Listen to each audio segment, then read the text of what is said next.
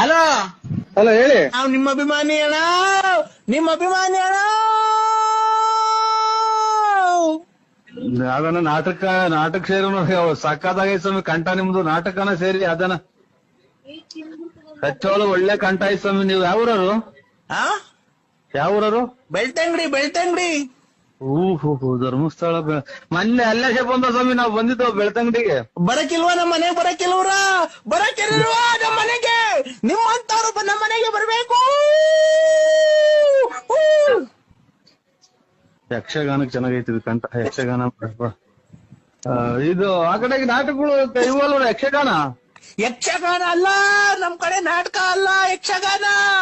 ಯಾವ ಫಲರಿನೋ ತನಿನೋ